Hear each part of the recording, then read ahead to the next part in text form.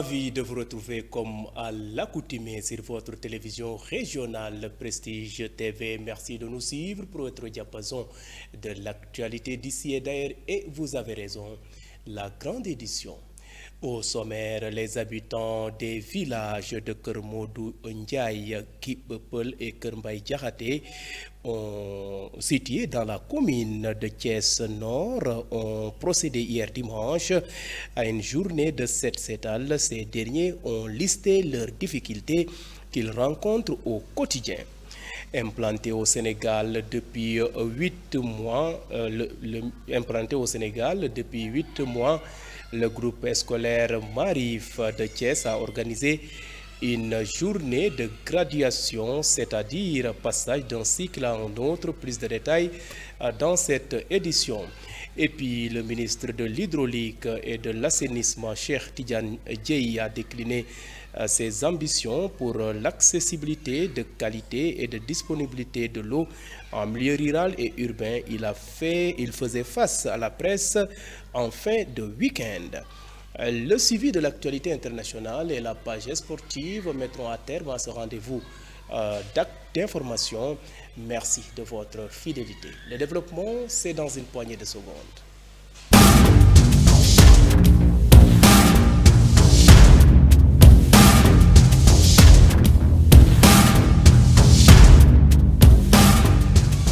Bienvenue, je vous le disais en titre, les habitants des villages de Kermodou Ndiaye, Kipel et Kermbaye Diakhaté, situés dans la commune de Thiès Nord, ont procédé hier dimanche à une journée de set-setal pour rendre propre leur cadre de vie, mais aussi concrétiser la volonté des autorités pour un Sénégal propre. Ainsi, ils ont saisi l'occasion pour lister leurs doléances. Oumar Diagne a porté leur parole. Suivons-le au micro de Moustapha Mbaye et Madjombo.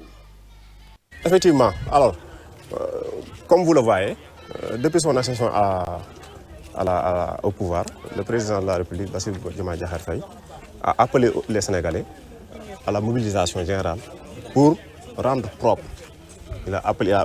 C'est dans ce cadre qu'il a organisé des journées de nettoiement appelées Setal Suñu Gox, n'est-ce pas? C'est dans ce cadre que le chef de quartier a mobilisé les habitants, les populations du quartier de Kermodou Ndiaye pour aider, répondre au chef de l'État, répondre à l'appel du chef de l'État pour rendre propre le quartier, pour un peu améliorer leur cadre de vie. Et comme vous le voyez aujourd'hui, toutes les populations de Kermodou Ndiaye, de Kip, de Kermbaye Diakhaté sont sorties pour nettoyer leur quartier, pour améliorer leur cadre de vie, et cela s'inscrit notamment dans les objectifs d'avoir une vie meilleure. D'abord, au nom du chef de quartier, nous exprimons nos remerciements, notre reconnaissance à l'endroit du maire, M. Mamadou Diakhaté, pour les efforts qu'il a déjà fournis à l'endroit du quartier. Comme vous le voyez, des lampadaires ont été installés. Même si le quartier n'est pas encore totalement couvert, il y a une partie qui est couverte. Et pour cela, nous lui en exprimons nos remerciements. Toutefois, il y a des manquements. Donc, il a promis des choses et nous croyons à ces promesses-là. Parce que, étant donné qu'il nous a déjà donné quelque chose, on peut croire à ces promesses. Donc, il manque l'éclairage jusqu'à Kermbaye Diakhaté, de Kermbaye Diakhaté jusqu'à Kip, mais également dans les alentours. Parce qu'à l'intérieur du quartier, aujourd'hui, la route principale est éclairée, mais à l'intérieur du quartier, derrière les maisons, généralement, c'est trop obscur. Et cela est à l'origine de beaucoup d'agressions, beaucoup de cas de vol. Et franchement, donc ces lampes-là sont vitales, entre guillemets. N'est-ce pas? Et voilà donc Omar Diagne qui revenait donc sur les difficultés que rencontrent ces villages situés dans la commune de Thiès Nord.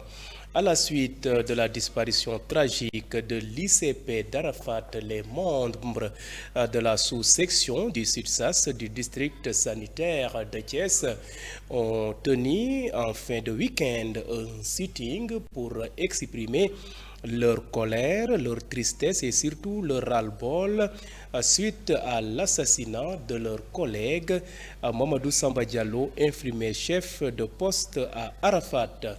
Selon Mamadou Lamine Niang, secrétaire général SUTSAS section Thiès, ce crime s'inscrit dans une longue série de violences, d'agressions et de menaces que subissent les agents de santé partout au Sénégal dans le silence quasi total des autorités. Suivons sa déclaration. Déclaration de la sous-section SUTSAS du district sanitaire de Thiès en sitting suite à l'assassinat de l'ICP de Arafat.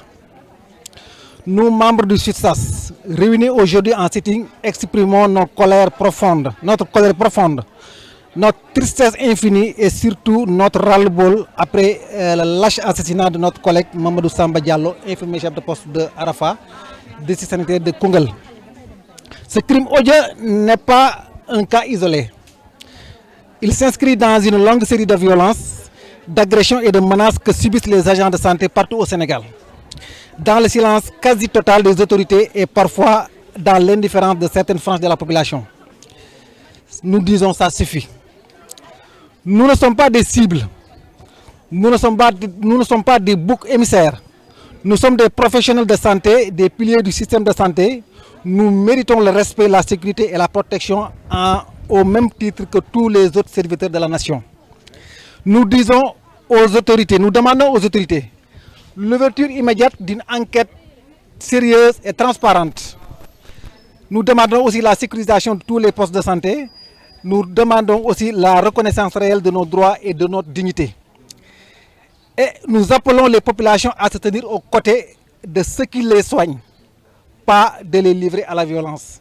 Plus jamais ça, trop c'est trop et ça suffit. Vous suivez le rendez-vous de l'actualité grâce à votre nouvelle chaîne de radio Prestige FM qui émet en modulation de fréquence sur les 95.5 FM ici à Thiès.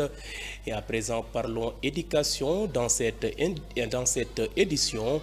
Implanté au Sénégal depuis 8 ans, le groupe scolaire Marif de Thiès a organisé une journée de graduation, c'est-à-dire passage d'un cycle à un autre.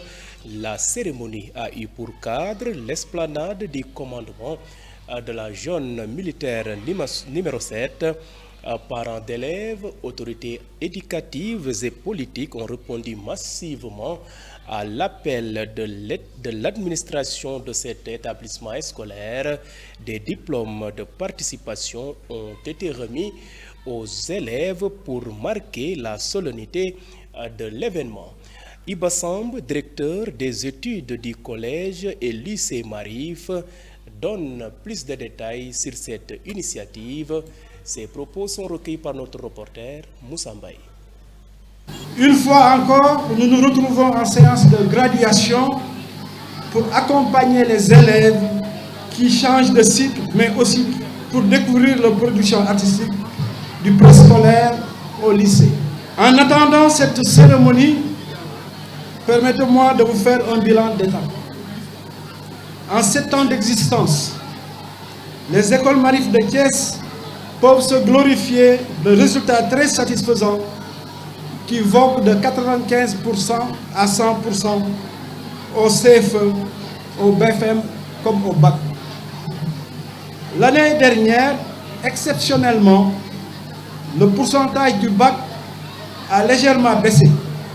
Mais en contrepartie, nous avions des mentions très honorifiques. Une mention à bien, 2 mentions bien, une mention très bien et cerise sur le gâteau, premier du centre, et une réussite au concours très sélectif d'entrée au Polytechnique de Thiès, à l'école Polytechnique de Thiès. Ces résultats probants nous réconfortent dans nos choix pédagogiques pour un enseignement-apprentissage de qualité dans nos écoles. Pour cette année, nous avions participé au concours tel que Olympiade mathématique où nous avions été nominés, de même qu'au concours national d'éducation artistique. Au plan international, nous avions participé au Festival des sciences à Abidjan, où nous avions été classés 3e. Mais nous ne désespérons pas un jour à mieux émerger. Chères autorités, chers parents, chers élèves, nous vous prions de vous rassurer que le groupe scolaire Marif de Thiès, au même titre que les autres écoles Marif, sous la coupe de la Fondation Marif au Sénégal, a opté d'aller vers l'excellence et de s'y maintenir pour les années à venir.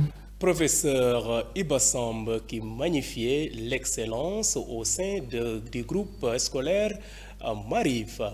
Et cap maintenant à Dakar où le ministre de l'Hydraulique et de l'Assainissement, Cheikh Tidiane Dièye, a fait savoir que les statistiques en matière d'accessibilité, de qualité et de disponibilité de l'eau en milieu rural et urbain restent relativement faibles. Il a tenu ses propos au cours d'un entretien avec la presse. Cheikh Tidiane Dièye, que je vous propose de suivre. Pour pouvoir évaluer qui a effectivement l'eau. Parce que si on dit je peux puiser du puits, j'ai de l'eau, évidemment on peut grossir un pourcentage et une statistique. Mais quand on dit est-ce que cette eau est en quantité suffisante et de qualité, accessibilité, disponibilité et autres, ça change l'approche. Et quand on regarde les statistiques au Sénégal, lorsqu'on regarde sous ce triptyque, le taux d'accès en milieu rural, si on prend le milieu rural, le taux d'accès élémentaire se situe à peu près à 50,1%. Ainsi, on prend le triptyque accessibilité, disponibilité et autres. En milieu rural, 50,1%.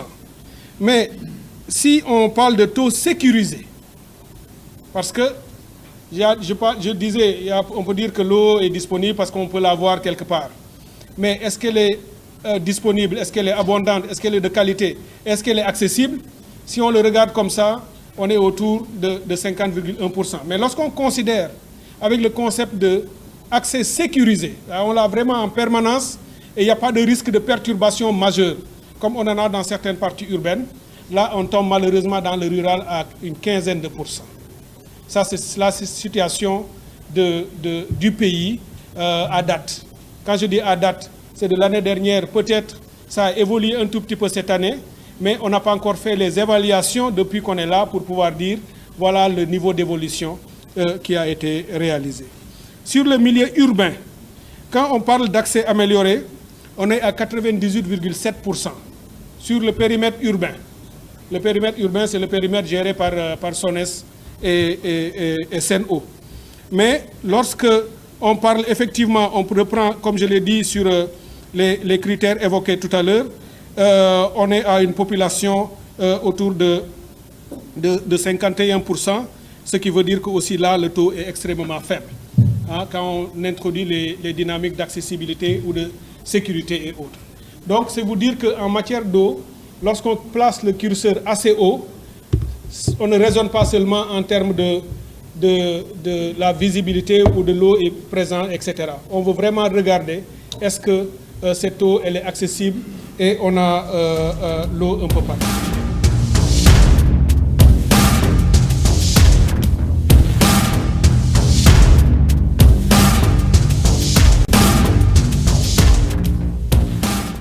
Et à présent, jetons un regard sur ce qui fait l'essentiel de l'actualité nationale de ce lundi.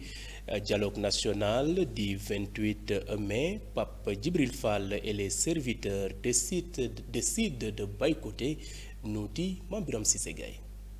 L'actualité nationale, à quelques jours de l'ouverture du dialogue national, Pape Djibril Fall prend ses distances. Le leader du parti Les Serviteurs a annoncé samedi lors d'un point de presse à Dakar que sa formation ne participera pas aux concertations prévues du 28 mai au 4 juin. Nous refusons de participer à un dialogue qui ne garantit pas une véritable transformation démocratique. Les réformes doivent être structurelles. Il est temps d'arrêter de violer la Constitution et les lois simplement pour satisfaire les intérêts travail d'un individu. Dans ces conditions, nous ne permettrons pas de ne pas prendre part au dialogue, a déclaré le député devant la presse. Par autre chose, le chef de l'État Bassirou Diomaye Faye procédera ce mercredi 28 mai au lancement officiel du dialogue national sur le système politique. Ce grand rendez-vous républicain se veut un cadre de concertation inclusive pour poser les bases d'un renouveau démocratique au Sénégal selon les termes de référence que nous avons conçus. 3 grands axes thématiques structurant les discussions: démocratie, liberté et droits humains, processus électoral, réforme électorale et organes de gestion des élections. Des recommandations consensuelles attendues, en à croire les initiateurs de ce dialogue national, visent à dégager des consensus forts autour des recommandations portant sur la révision du code électoral, la clarification des règles électorales, la redéfinition du rôle des autorités électorales et des médias, ainsi que l'encadrement de la vie politique. Terminons avec l'invitation du président bissau-guinéen Umaro Sissoko Embalo. Le chef de l'État sénégalais Bassirou Diomaye Diakhar Faye va effectuer une visite d'État en Guinée-Bissau le lundi 26 et mardi 27 mai 2025, d'après un communiqué de la présidence de la République du Sénégal. Cette visite s'inscrit dans le cadre du renforcement des relations de coopération et de bon voisinage entre la République du Sénégal et la République de Guinée-Bissau. Le programme de la visite comprend entre autres des entretiens entre les deux chefs de l'État ainsi que des rencontres entre les délégations officielles de leur pays. C'était tout pour cette page de l'actualité.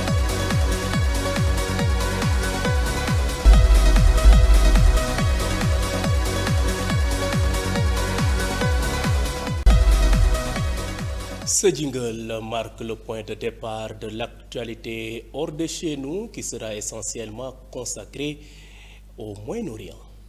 Au Mali, une quarantaine de soldats ont été tués dans l'attaque du camp militaire de Djoura, région de Mopti, dans le centre du pays. Les djihadistes du Jénim liés à Al-Qaïda ont revendiqué, après avoir pris le contrôle du camp, ce que les sources locales civiles et sécuritaires ont confirmé. Le Jénim a également diffusé des vidéos des soldats maliens tués et des armes et véhicules dérobés. L'armée n'a pas communiqué sur cette attaque. Quittons le Sahel pour le Moyen-Orient où la communauté internationale doit envisager de sanctionner Israël pour qu'il mette fin à la guerre à Gaza, a estimé le ministre espagnol des Affaires étrangères peu avant une réunion sur cette question des pays européens et arabes qui s'est tenue dimanche à Madrid pour arrêter cette guerre qui n'a plus de but et faire entrer l'aide humanitaire de façon massive, sans entrave, de façon neutre, que ce ne soit pas l'Israël qui décide qui peut manger et qui ne peut pas. On doit envisager des sanctions, a souligné le ministre espagnol des Affaires étrangères, José Manuel Alvarez.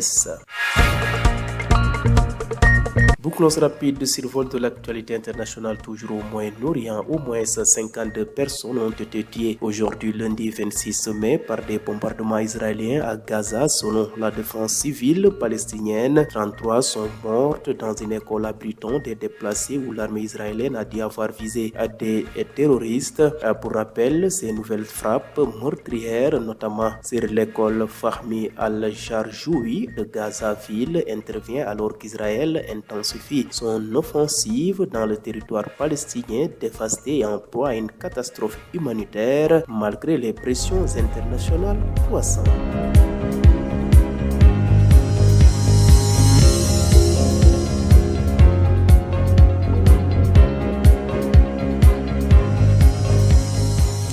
Et bouclons cette édition Khadija Silla par une note sportive.